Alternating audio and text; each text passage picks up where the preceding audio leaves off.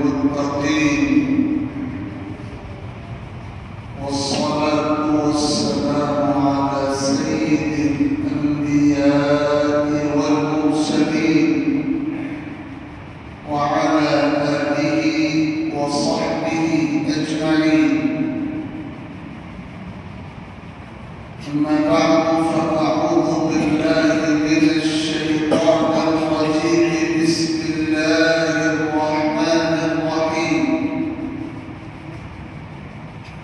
إن المبذرين كانوا إخوان الشياطين وكان الشيطان لربه كفورا. صدق الله ربنا العلي العظيم. بزرگوں، بھائیوں،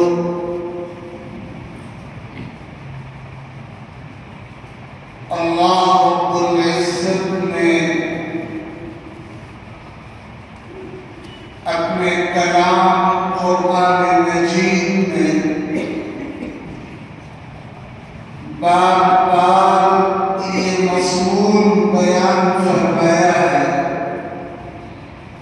کہ اللہ کے جو بندے ایمان کی دولت سے مالا مال ہیں اور اللہ کی جن بندیوں کو ایمان کی نعمت حاصل ہے، ان کی بنیادی ذمہ داری ہے زندگی کے ہر مرحلے میں اللہ و رسول کی اطاعت اور اتباع کی ذمہ داری ہے۔ ان کا کام یہ ہے کہ وہ اپنے بنائے ہوئے راستے پر چلنے کے بجائے اللہ کے طے کیے ہوئے اور نبی اکرم صلی اللہ علیہ وسلم کے بتائے ہوئے راستے پر 100% چلنے اور زندگی کی آخری سانس تک چلتے رہنے کا اہتمام کریں۔ آپ قرآن مجید کی تلاوت کریں تو بار بار یہ آیتیں اور یہ الفاظ اور یہ موضوع آپ کے سامنے آئے گا کہ اے ایمان والو، تمہارا کام یہ ہے کہ تم اللہ کی اطاعت کرو، رسول کی اطاعت کرو، اللہ کی اور رسول کی پیروی کرو، قرآن و سنت کی اتباع کرو، اپنے نفس کی خواہشات کے پیروکار مت بنو، شیطان کے نقش قدم پر مت چلو، رسول جو راستہ بتانے اسی راستے پر آنکھ بند کر کے چل پڑو، اور رسول جس راستے پر چلنے سے روک دے کسی ہچکچاہٹ کے بغیر اس راستے پر چلنے سے رک جاؤ۔ اور یاد رکھو کہ جو اللہ کی نافرمانی کرتا ہے، جو رسول کی نافرمانی کرتا ہے، اس کا مقدر کھلی ہوئی گمراہی میں مبتلا ہو جانا ہوتا ہے۔ جب یہ بات کہی جاتی ہے کہ ایمان والوں کو اور ایمان والیوں کو اللہ و رسول کی اطاعت کرنی ہے، اللہ و رسول کی پیروی کرنی ہے، قرآن و سنت کو فالو کرنا ہے، جب یہ بات کہی جاتی ہے تو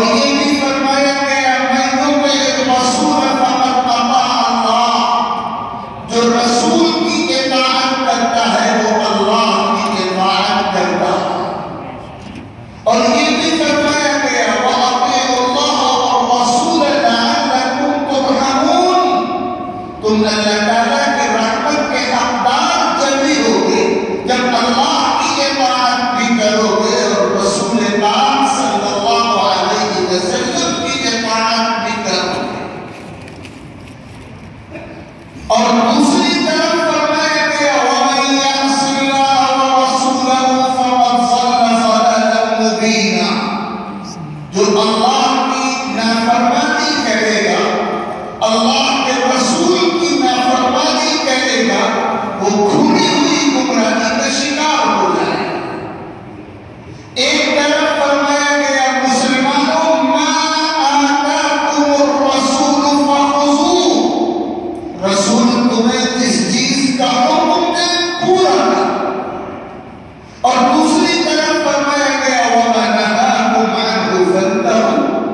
رسول جس چیز سے تمہیں روکتے اس سے رک جاؤ۔ سچا مسلمان وہی ہوتا ہے، وفادار مسلمان وہی ہوتا ہے جو 100% زندگی کے ہر مرحلے میں دین کے بتائے ہوئے راستے پر چلتا، جن کاموں کے کرنے کا حکم دیا گیا ان کاموں کو بجا لاتا ہے، اور جس راستے پر چلنے سے اور جن کاموں کی طرف بڑھنے سے روک دیا گیا ہے اس راستے پر چلنے سے رک جاتا ہے، ان کاموں کی طرف بڑھنے سے اپنے آپ کو پیچھے کر لیتا ہے۔ جو لوگ ان دونوں پہلوؤں میں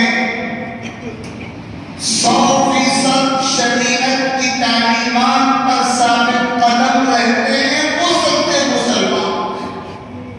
اور جو مسلمان شریعت کی ان باتوں کو جو اسے میٹھی لگتی ہے قبول کر لیتا ہے،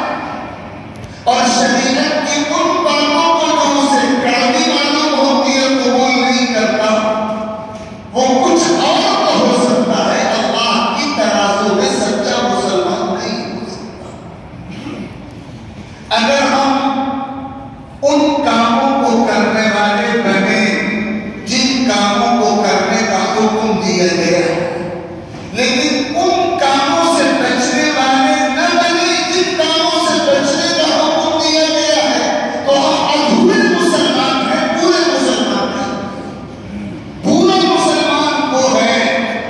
جو ان کاموں کو بھی بجا لائے جن کاموں کو کرنے کا حکم دیا گیا ہے، اور ان کاموں سے 100% رک جائے جن کاموں سے رک جانے کا پابند بنایا گیا۔ تو اس لیے اس حقیقت کو اپنے دماغوں میں بٹھا لینا چاہیے کہ ہمیں مسلمان ہونے کے ناطے، صاحب ایمان ہونے کے ناطے پابند بنایا گیا ہے کہ ہم 100% شریعت کے پیروکار بن جائیں، اور بار بار یہ بات آپ تک پہنچائی جاتی ہے مسلمان صرف مسجد میں شریعت کا پیروکار نہیں ہوتا، وہ مسجد کے باہر کی زندگی میں بھی شریعت کا پیروکار ہوتا ہے۔ مسلمان صرف عبادتوں میں شریعت کا پابند نہیں ہوتا، وہ اپنے معاملات میں، اپنی سماجی زندگی میں، اپنے اخلاق میں، اپنے برتاؤ میں، اور ان سب سے بڑھ کر اپنی خوشی کی تقریبات میں 100% شریعت کا پابند ہوتا ہے۔ صرف ایک مثال اس بات کا اندازہ کرنے کے لیے کافی ہے کہ ہم اور آپ 100% وفادار مسلمان ہیں۔ ہمیں ترازو حاصل ہے، ہم اس ترازو میں تول سکتے ہیں کہ ہم ادھورے مسلمان ہیں یا پورے مسلمان۔ پیمانہ ہے، کسوٹی ہے، ہم اس میں جان سکتے ہیں، پرکھ سکتے ہیں کہ ہم وفادار مسلمان ہیں یا سچے مسلمان نہیں، نام کے دکھاوے کے رسمی مسلمان ہیں۔ صرف ایک مثال،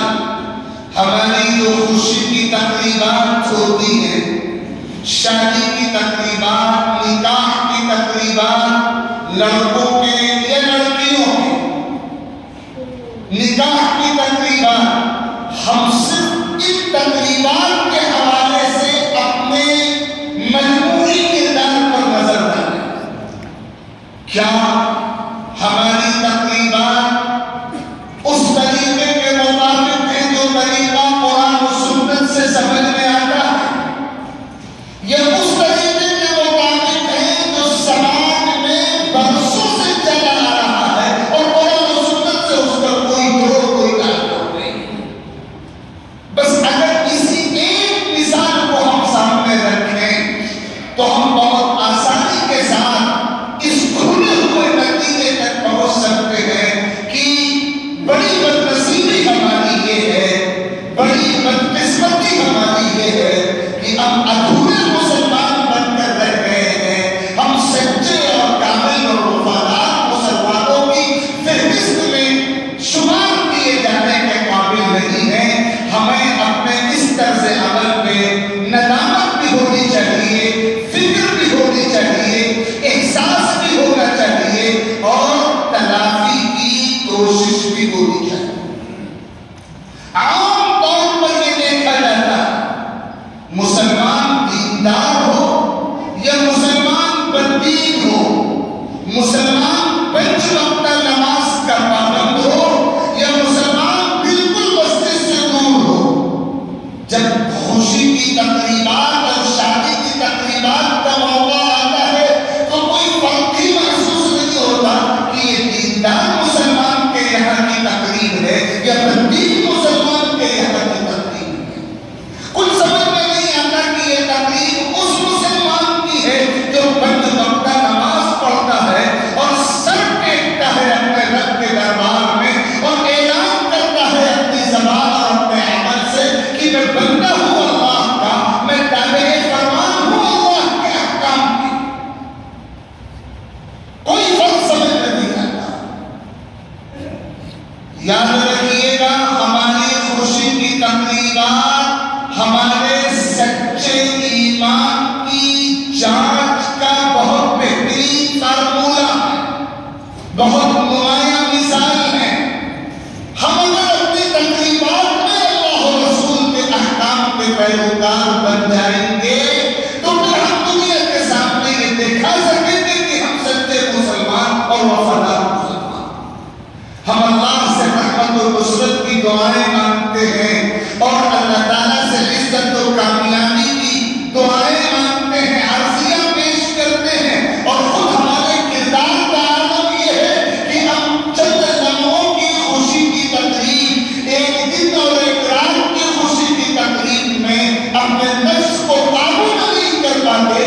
رسموں سے نہیں لڑ پاتے، خاندانی جبربندیوں سے اپنے آپ کو آزاد نہیں کر پاتے، اللہ اور رسول کی وفاداری کا مظاہرہ نہیں۔ گفتگو بہت لمبی ہو سکتی ہے لیکن میں بہت اختصار کے ساتھ آپ کی خدمت میں عرض کر رہا ہوں۔ ہم کو ایک طرف قرآن و سنت کی تعلیمات کو سامنے رکھنا ہوگا۔ حضور اکرم علیہ الصلاۃ والسلام نے اور آپ کے جانشین اور شاگرد اور مشن کو اولین سنبھالنے والے صحابہ کرام، خلفائے راشدین میں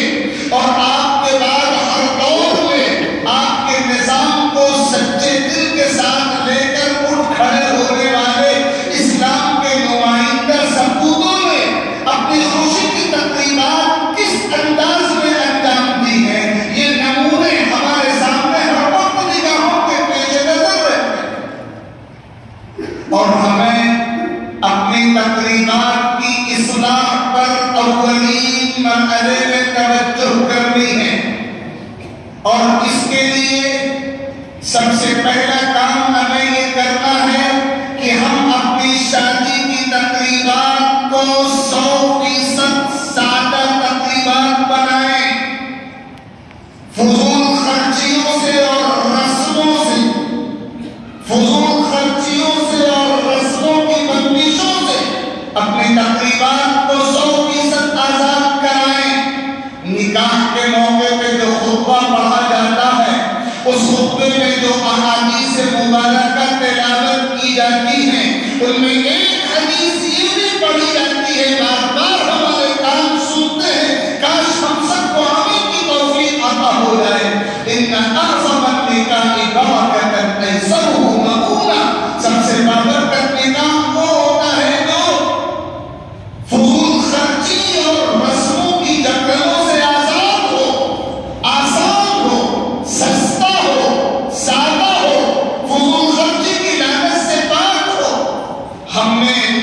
مسنون کی تقریبات کے تعلق سے سب سے بڑا ظلم اپنے اوپر اور اللہ کی شریعت پر اور پوری انسانی سماج پر یہ کیا ہے کہ ہمیں اپنی تقریبات کو فضول خرچی کی نظر کر دیا ہے۔ قرآن مجید میں اللہ تعالیٰ نے صاف فرمایا ان المبذرین کانوا اخوان الشیاطین وکان الشیطان لربہ کفورا۔ فضول خرچی کرنے والے شیطان کے بھائی ہیں اور شیطان اپنے رب کا ناشکرا ہے۔ بڑے سے بڑے گناہ کے لیے اللہ نے یہ انداز اختیار نہیں فرمایا، زنا کے لیے، چوری کے لیے، سود کے لیے، بڑے بڑے گناہوں کے لیے اللہ تعالیٰ نے یہ انداز قرآن میں اختیار نہیں فرمایا، لیکن فضول خرچی کے گناہ کے لیے اللہ تعالیٰ نے یہ الفاظ و انداز استعمال فرمائے کہ فضول خرچی کرنے والے شیطان کے بھائی، شیطان کے دلال، شیطان کے ایجنٹ ہوتے ہیں اور شیطان اپنے رب کا ناشکرا ہے، اپنے رب کا منکر۔ تو چاہے جہیز کی صورت میں ہو، بارات کی صورت میں ہو، گھوڑے اور جوڑے کی صورت میں ہو، لین دین کی صورت میں ہو، اور مطالبات اور فرمائشوں کی صورت میں ہو، یا مہر کی صورت میں ہو، یا ولیمے کی صورت میں ہو، فضول خرچی کی اجازت شریعت میں کسی مرحلے میں نہیں ہے۔ ہماری خوشی کی تقریبات سنت کے مطابق جمی ہوں گی، بابرکت جمی ہوں گی، اور ہم اسلام کے سچے وفادار فرزند جمی بنیں گے جب ہم فضول خرچیوں اور رسموں کی لعنتوں سے اور نحوستوں سے اپنی تقریبات کو آزاد کریں۔ سب سے پہلا کام ہمیں یہ کرنا، اور دوسری جو لعنت ہے وہ بے پردگی کی لعنت ہے، جو مخلوط کلچر ہماری سماجی زندگی کا حصہ بن گیا ہے، اور خاص طور پر ہماری تقریبات میں تو اس کلچر کا ایسا مظاہرہ ہوتا ہے کہ اب دینی شناخت رکھنے والوں کے لیے گنجائشیں سمٹتی جا رہی ہیں ایسی مخلوط تقریبات میں شرکت کے دوران۔ ہمیں شرم نہیں آتی اللہ سے، ہمیں شرم نہیں آتی رسول اللہ صلی اللہ علیہ وسلم سے، ہمیں حیا نہیں آتی اللہ کے دین سے۔ قرآن تو پردے کی تعلیم دے، حدیث تو پردے کا حکم دے، آقا پردے کا حکم دے اور پردے کے حکم کو بیان کر کے کھائیں، اور ہم آقا کے نام لیوا، آقا کی طرف اپنی نسبت کے دعوے کرنے والے اپنی تقریبات میں شریعت کے اس حکم کو پیروں کے نیچے کچل ڈالیں، اپنی خواہشات کے آگے روک ڈالیں، اور ہمیں احساس بھی نہ ہو کہ ہم نے شریعت کے ساتھ کیسا ظلم کیا۔ میرے بھائیوں، ہمارے لیے غور کرنے کا موقع ہے۔ آخر ہماری تقریبات پردے کے ساتھ کیوں نہیں ہو سکتی؟ اگر ہم ارادہ کریں، اگر شریعت کی عظمت ہمارے دل میں ہو، اگر قرآن کی عظمت ہمارے دل میں ہے، اگر رسول کی عظمت ہمارے دل میں ہے، تو ہم کبھی بھی اس کو گوارا نہیں کر سکتے کہ ہماری تقریبات مخلوط تقریبات ہوں اور اس میں خواتین کا اور مردوں کا الگ الگ نظم نہ کیا جائے۔ اس لیے اچھی طرح سمجھ لیجیے،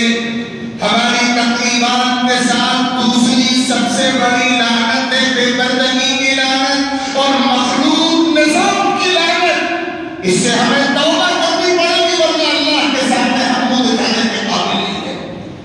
اور تیسری لعنت ہے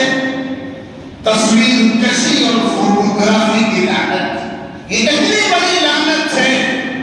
کہ اللہ تعالیٰ کی رحمت اس عمل سے بالکل روٹ جاتی ہے، اور اللہ تعالیٰ کا عذاب لازم ہو جاتا ہے ان بندوں بندیوں کے لیے جو تصویر کشی اور فوٹوگرافی کی لعنت سے اپنے آپ کو نہیں بچاتے۔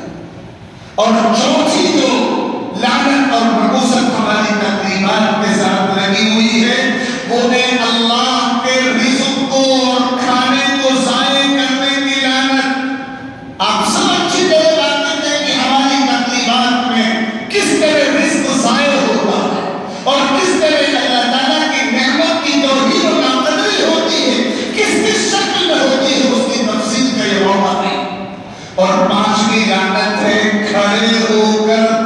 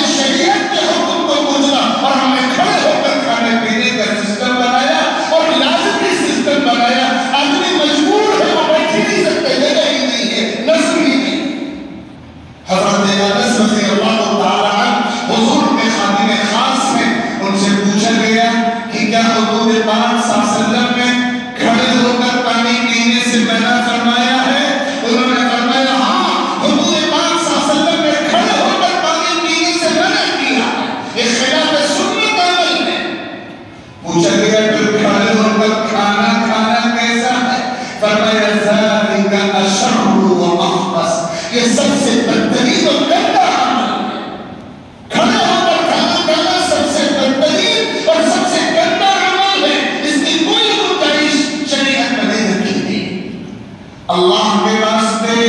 ہم شریعت کے سچے وفادار بنے، اپنی تقریبات کو ان 5 گناہوں سے پاک کرنے کا عہد اللہ کے گھر میں کیجیے۔ ایک تسلسل کے ساتھ اب تقریبات ہونے جا رہی ہیں۔ اللہ کے واسطے پہلے مرحلے میں توبہ کر لیجیے ان 5 گناہوں سے۔ ہم فضول خرچی نہیں کریں گے، ہم رسموں کے غلام نہیں رہیں گے، ہم تقریبات کو سادگی کا شاہکار اور سنت کے مطابق بنائیں گے تاکہ ہماری تقریبات اللہ کی رحمتوں کی مستحق بن سکیں، اور بے پردگی کے نظام کو قبول نہیں کریں گے۔ شرعی پردے کے نظام کے ساتھ تقریبات انجام دی جائیں گی، اور کوئی مخلوق کل سے تقریبات میں نہیں رہے گا، اور تصویر کشی اور فوٹوگرافی کی لعنت سے اپنی تقریبات کو محفوظ رکھیں گے، اور رزق کو ضائع ہونے سے بچانے پر پورا فوکس کریں گے۔ اللہ کی نعمتوں کی توہین نہ ہو، اس کا پورا خیال رکھا جائے گا، اور کھڑے ہو کر کھانے اور پینے کے ملعون اور منحوس اور جہنم میں لے جانے والے عمل سے ہم اپنے آپ کو، اپنے تقریبات کو محفوظ رکھیں گے۔ جب ہم یہ طے کریں گے تو پھر اللہ تعالیٰ کی رحمتیں ہماری تقریبات کا حصہ بنیں گی، اور ہم شریعت کے 100% وفادار بن سکیں گے، اور سچے مسلمان اور وفادار مسلمان کہلائے جانے کے قابل ہو سکیں گے۔ اللہ رب العزت مجھے بھی توفیق عطا فرمائے، اور آپ سب کو توفیق و مدد فرمائے۔ آمین۔ وآخر دعوانا ان الحمد للہ